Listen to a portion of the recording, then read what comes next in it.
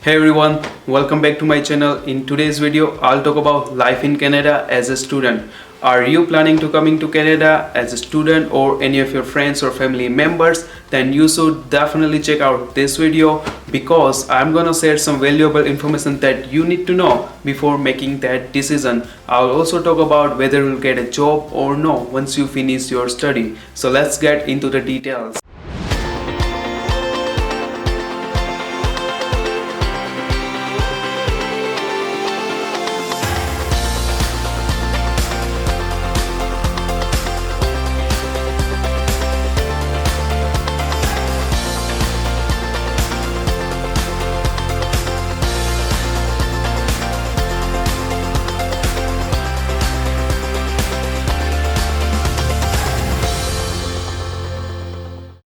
Hey guys, before jumping into the main video, if you are new to this channel, please subscribe my channel so that you won't miss any new videos from me. And now we're gonna jump into the main details of the video. So let's get started. So guys, let's get into the details of how student life in Canada as a student, kind of in general view. We'll get a discuss about general idea how it is. If you guys don't know, I also came as a student back in 2011 in Toronto. I completed my electronics and communication engineering advanced diploma course, which was of 2 years. Then I moved to Calgary, Alberta. I got my work and then I applied for PR and then I got my PR back in 2017. So overall I can say I also had so many questions at that time when I was deciding to come to Canada as a student. So it's very crucial because you will not be only managing your study, you will need to manage your work as well. You are doing part-time job and all, right? So you need to manage and find a balance between both of them. You will not be only doing cooking and cleaning at home, you will be doing your assignments at the same time as well, right? So that's a little tough, but somehow you will get it and you will get better at it, so don't worry about it. So you know what, it's not only about the struggles, you're gonna have a fun too.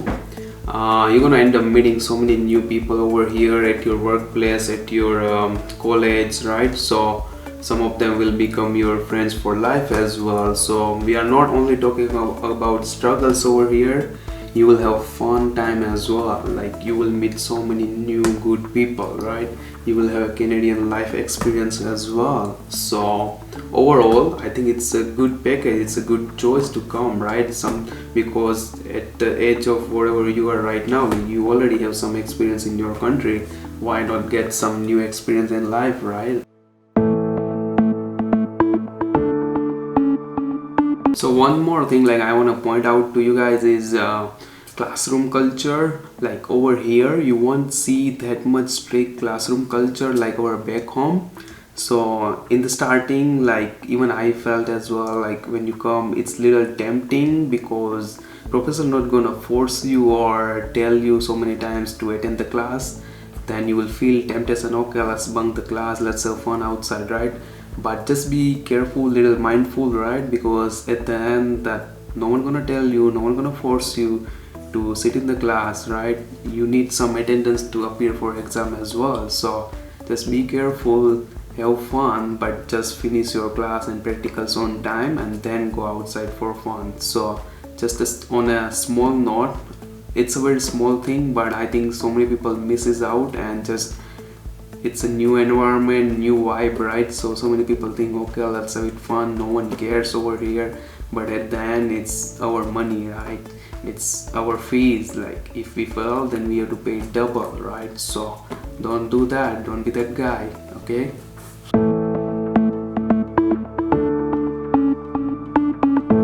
So let's talk about good colleges in Canada. And first of all, I studied in Seneca College in Toronto, so I would definitely recommend that one if you are planning to come in Toronto area. And there are other colleges as well, like Humber, Centennial, Sheridan, and what else, George Brown. And then if you're planning to come to Alberta, or specifically in Calgary, then we have a SAIT over here and Bow Valley as well. There are some good colleges in British Columbia as well, Vancouver, right? So check it out.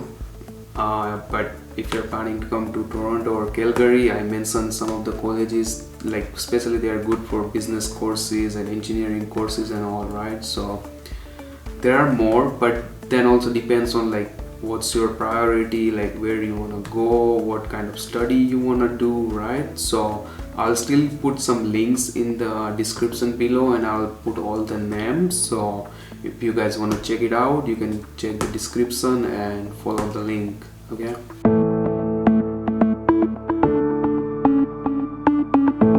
So let's talk about fees for your studies.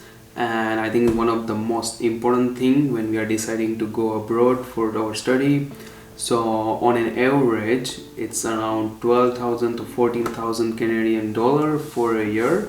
That means 6 to 7 lakhs Indian rupees.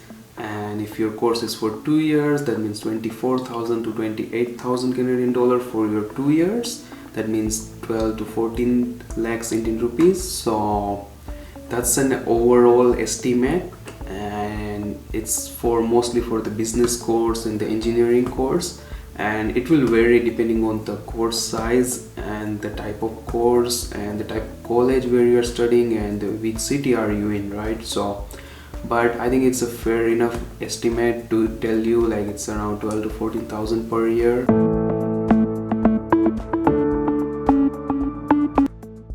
So let's talk about funds you will need initially before coming to Canada when you are like preparing to come over here. So the first thing is $10,000 your deposit for your GIC in one of the Canadian bank account, which is Scotia Bank right now. Then second thing is your air ticket. It will be around $1,200, I would say, depending on the city, like where you're coming from and where you're going. Then your security funds that you will need when you come over here, right? So because when you come over here, you're gonna spend some time, you're gonna settle down, relax, and you need some time to get used to this environment, right? And you find job and all those stuff. So it will take around 1 or 2 months or maybe 3 months, right, to find out your first job and all. So during that time period you will need some money for your daily expense and for your living, right? So bring around $1,500 to $2,500. You don't need to carry in your hand, you can always have a card as well, you can just deposit in your card. And yeah, so first we covered $10,000 GIC, air ticket $1,200, then $1,500 to $2,500 for your security funds. So I am just covering the major ones, like there will be so many other expenses you will need to like buy your bags and the clothes you need and all those stuff, right? But these three are the main things. I think if I'm missing anything, just let me know in the comment box and I'll try to cover in my next videos as well.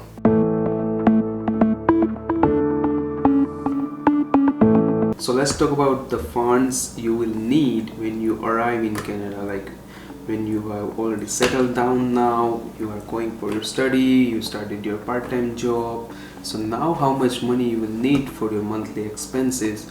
So first, the most important one is your rent. So overall on average is around $300 to $400 per person if you are sharing with your friends or colleagues. So I would highly recommend, if you are new to Canada and if you don't mind living with your friends, please share with your friends and colleagues, so you will end up saving some money as well. You will have a good time with your friends as well.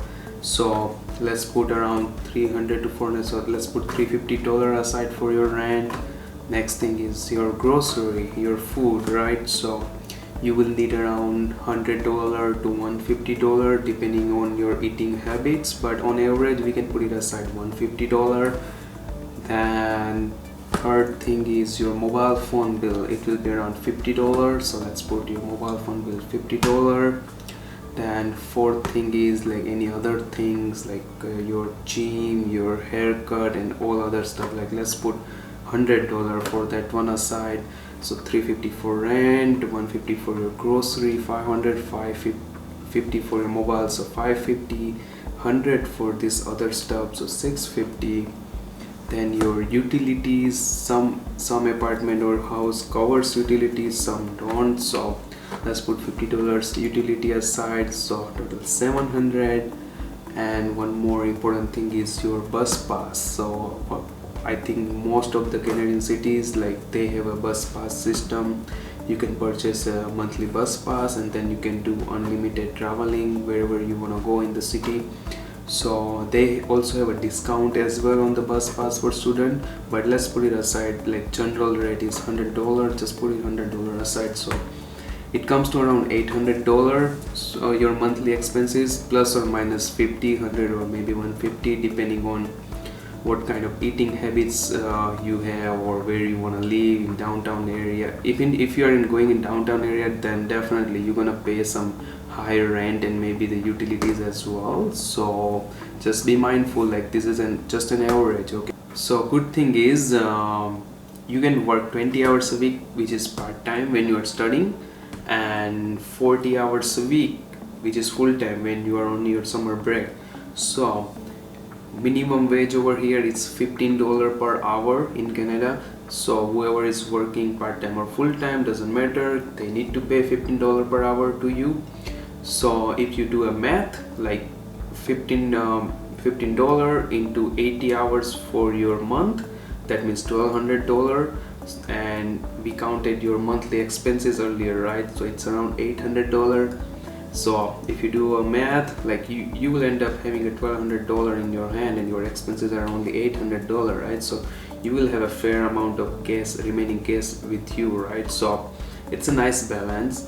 And if you talk about fees, then most of the students, they work in the summer break full time, so they can earn money for their next semester study. So I think it works out nicely. Like, it depends on the student as well, like how your financial situation, and like, it depends student to student, but I'm just saying in general, like, everyone works in the summertime to get their fees covered, and they work part-time for their monthly expenses covered. So I think this will help you. This is all about just to have an idea, right? Like, in real life situation, like, it will depend on you and your situation at that time, right? But it's nice to have an idea so you can prepare for this, right? So one more thing I want to share is I didn't plan to say this, but I just came in my mind, like, when you're coming over here for study, please try to focus on your study and finish it off. Like, when I say focus on study, like, I mean, don't end up failing the course, otherwise you're gonna pay extra money on the course as well, right? So you will waste your time as well, you will waste extra money as well, right? So don't do that. Like, don't spend, it's your money, like, you are doing all those part-time work or your parents are sending to you, right? Just don't fail. Like, prepare for the exam and just get it done, get it in 2 years or 3 years, whatever the course timeline is, right?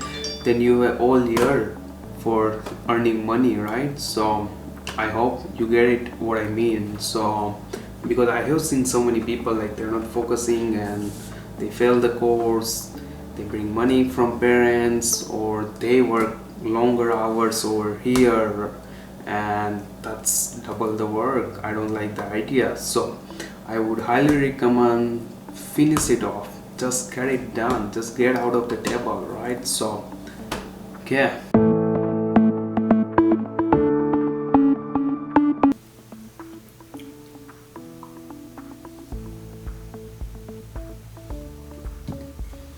Just having my tea.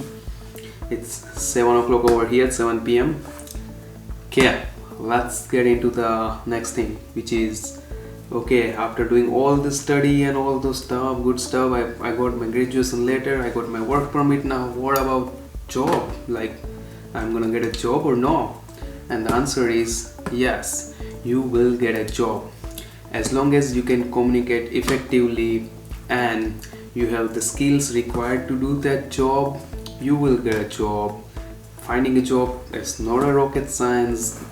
I think as long as you know, like, what you want to say to the interviewer, you know the skills that required and whatever you have studied in your college, I think there are fair chances that you're gonna end up getting a job in next 1 or 2 months after finishing your study. On an average, like I think it takes 1 or 2 months, and for me it took 3 months, but it depends on the time as well, like what market is booming or it's going down or whatever, right? But on an average, 1 or 2 months, it's fair to say you will end up getting a job. So don't worry about finding a job, just work on your skills and on your communication. I know it's little hard for us, so many of us, because it's our second or third language, right? Like we used to speak or communicate in different language since our childhood, and it's little tough for us, but I think you will get better at it, and you will improve it day by day whenever you work or you go for your study, and so it will get way better. So don't worry about it, you will get a job as well. Okay, so let's see the things that will change in you once you will finish your study. And the first thing comes to my mind is you will be really good at managing money, because now you know like how to work around in the limited budget and how to limit your expenses as well. So that's good, that's a good thing, like you will be really good at managing your money, right? Then second thing is you will be really good at adjusting with people as well, because you would be living and sharing your house with your friends, and they would be coming from different part of the world, so you will be really good at adjusting with people as well.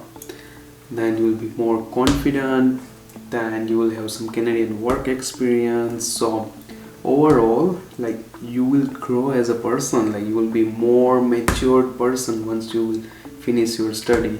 So I think the student life in Canada is like a stepping stone towards your journey to settle down in Canada. Okay guys, I tried my best, and I hope you will love this video. You have all the information you needed, information you were looking for. So please let me know in the comment box below how you like this video. And also one more thing I want to tell you is, in my next video I'm gonna cover all the things related to finding your first job, how you apply for the job, what skills do you need to find your first job, all those good stuff related to finding a job and the work culture. So let me know in the comment box if I have missed any topics in this video related to student life that you want to cover in my any upcoming videos, or you want to add any topic in my next video so that I can cover in my video related to work culture in Canada. So that's all from me. Thank you for joining again. Please take care, and also share with your friends and family members, so they will have access to this valuable information as well. So thanks again. Thank you. Bye. Take care.